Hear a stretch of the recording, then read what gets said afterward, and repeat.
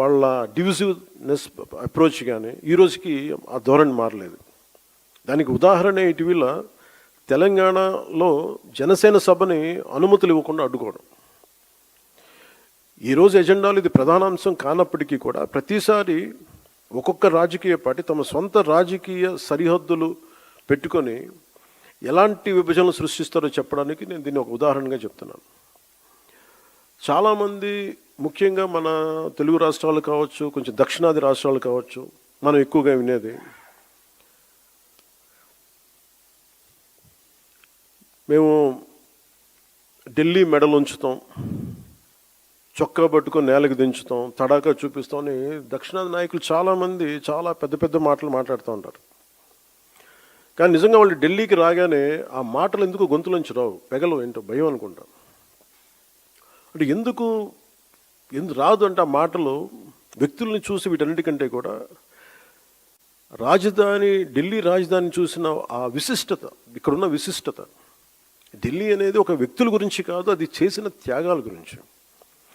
140 కోట్ల మంది ప్రజలను సురక్షితంగా ఉంచడానికి, పరిపాలించడానికి నిరంతరం పోరాడుతున్న ఎన్నో నిబద్ధత కలిగిన సంస్థలు, అది న్యాయ వ్యవస్థలు కావచ్చు, రాజకీయ వ్యవస్థలు కావచ్చు, అడ్మినిస్ట్రేటివ్ వ్యవస్థలు కావచ్చు, డిఫెన్స్ వ్యవస్థలు కావచ్చు, ఇవన్నీ దగ్గరుండి చూసినప్పుడు మనకు అలాంటి మాటలు పెగలవు.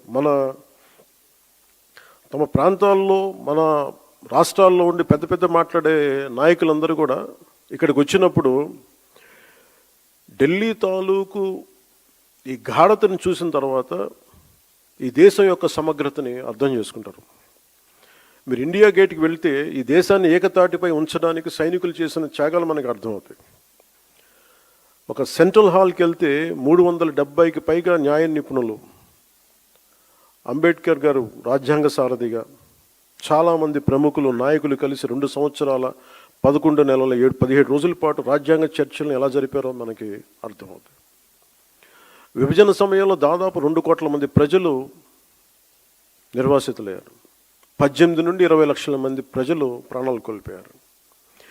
మనం ఢిల్లీని తాకినప్పుడల్లా మనకి ఈ విషయాలని మనసులోకి, స్ఫురణలోకి వస్తాయి. ఇక్కడ నుండి కొన్ని గంటల దూరంలోనే మన పట్ల ఎంతో శత్రుత్వంతో ఉన్న పాకిస్తాన్ ఎంతసేపు ఆ సరిహద్దులు కనిపిస్తూ ఉంటాయి మనకి. ఈరోజు నేను ఎందుకు ఇక్కడ పెట్టానంటే, జనసేన పార్టీలోని ప్రతి ఒక్క నాయకుడు, ప్రతి సభ్యుడు ఇది అర్థం చేసుకోవాలని ఇక్కడ నేను పెట్టాను. అంటే ప్రాంతీయతని విస్మరించని జాతీయవాదాన్ని అర్థం చేసుకోవాలంటే ఎక్కడో మనం కూర్చొని హైదరాబాదు, మంగళగిరి, ఢిల్లీ, ఆంధ్ర, తెలంగాణలో కాకుండా ఢిల్లీ రాజధాని కేంద్రంగా చేసుకొని మాట్లాడితే దాని గాఢత అందరికీ అర్థమవుద్ది, మన బాధ్యత కూడా తెలుస్తుందని ఈ సమావేశం తాలూకు ముఖ్య ఉద్దేశం.